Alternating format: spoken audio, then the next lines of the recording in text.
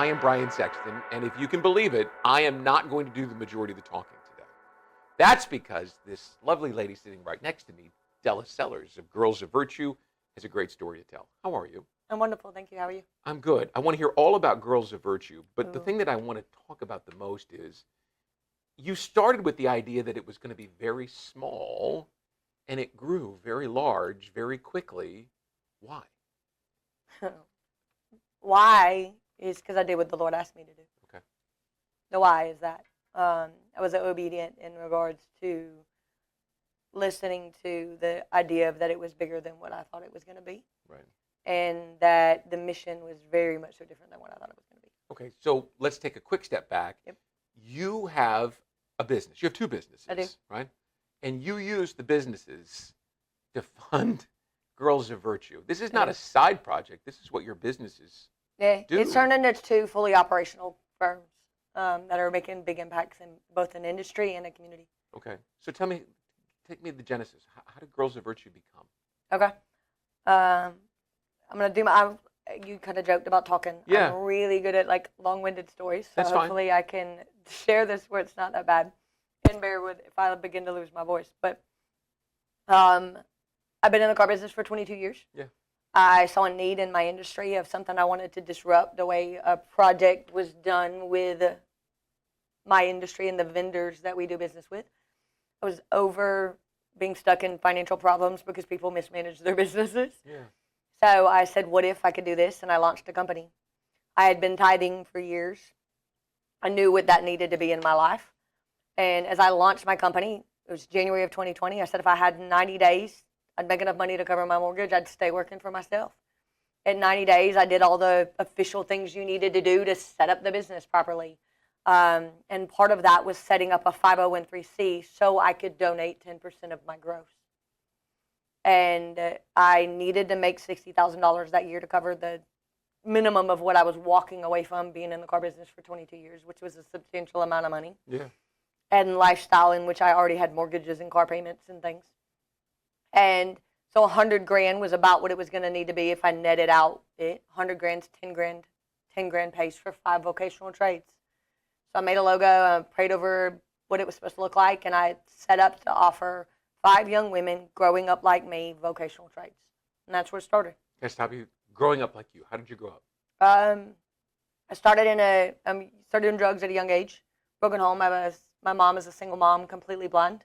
Okay. Raising 2 girls, living in a kind of low-income area. Shitty stepdads along the way. You kind of don't want to go home. Yeah. So you hang out in the neighborhood.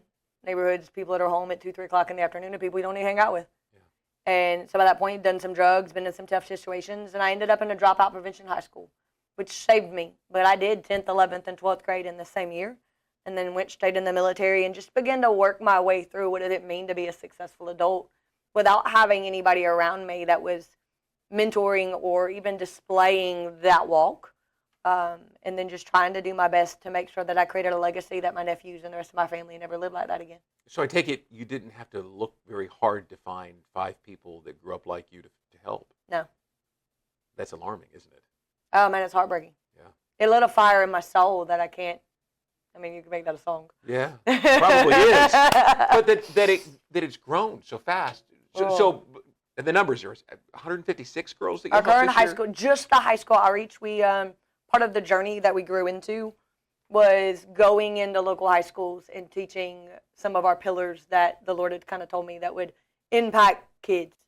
He told me statistically, so talking about vocational trades, statistically, if I was to give 5 kids the money for a vocational trade at 17 to 24, that was my target age, they're old enough to drive, I ain't got to deal with their parents, and they're young enough to trajectorily change their life financially. But he said statistically 1 of 5 would succeed. And I prayed and asked him, well, what would make it 3 of 5? And he told me 2 things, loving them younger and teach them 4 pillars. I said, okay, what does that look like? And I just prayed my way through it. And then part of that became this high school outreach where I had stopped by a high school and just told the lady I wanted to teach her kids free mental health. My 4 pillars became spiritual, mental, physical, financial. We need to know our identity and self-worth is who God says we are. Right. We're not mistakes. Right. There's nothing wrong with you, especially our children. Children don't need to think they're mistakes. We need proactive mental health. People need to know how to navigate grief and anger. And women need to know how to set healthy boundaries. Little girls especially. You give a young girl 21 years old, give her a bunch of alcohol, and throw her in a networking event with a bunch of old men that are hitting on her. Let's just be real. That's terrible. Right. Teach them how to navigate that. Health and nutrition needs our schools shove chemicals down our kids' throats. We need to be better about that. We need to teach them how to exercise. And then you need to teach them how to manage their home. Money, credit, taxes, health insurance, those kind of things.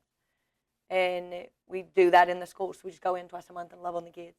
That grew from me stopping by one high school and offering to volunteer to we now go to 4 high schools, anywhere between 2 to 4 times a month. So it grew from you and an idea and 5 to 156. And who else helps you with this? And how does this this whole city's helped in some way or another. And how does That's how all the people in your office keep saying they've met me at some point. Listen, everybody says that they know you, and now I feel very fortunate to be able to say that I know you. So where's this headed? Oh, I can't wait. So part of the journey was to renovate an old space downtown. Part of that being that kid, getting them off the streets, was give them somewhere to go. Yeah. But don't give them somewhere to go that makes them fill out 10 applications. If their home life's tough, the kid could not get you an application and go to the Y. Just can't. Yeah. I can't even get their parents to give it to me. Yeah. Much less can I get it. And I've been walking with some of these kids for years, and I still can't get their parents to fill out things. So I created a space. I renovated the old Daily Record building. I gutted it, 7,500. And I haven't had to do this but once in public. So if I don't make it through this story, bear with me. We renovated and opened a space that had a gym and a yoga studio, 2 private mental health counseling rooms, a computer lab, art therapy, digital media, an entire floor dedicated to what we called an executive program. We piloted an executive program starting in 2024 of my girls. So I looked for the kids that had grit. I was looking for a mini me is what I was looking for. Right. The kid, because if I knew what I know today in my 20s would have been really different. So why not teach that to our kids? So that was kind of the idea, is how do I fill that gap of the kid that's growing up like me and teach them what I know now? But we're going to launch a city initiative, and we're going to take that one hub that I built, and we're going to put them all over the city. And we're going to streamline the process for our kids, and we're going to fight to unite the city that for every kid, it's one application. Children should not go to every business, and we make them do the process we need. They're children. We should be handling that.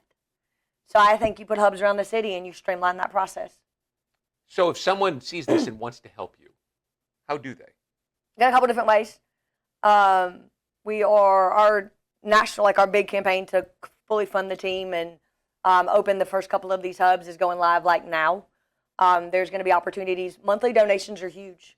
So if it's $25 a month, $195 a month, whatever that is. Recurring revenue that you can count on. That helps us staff.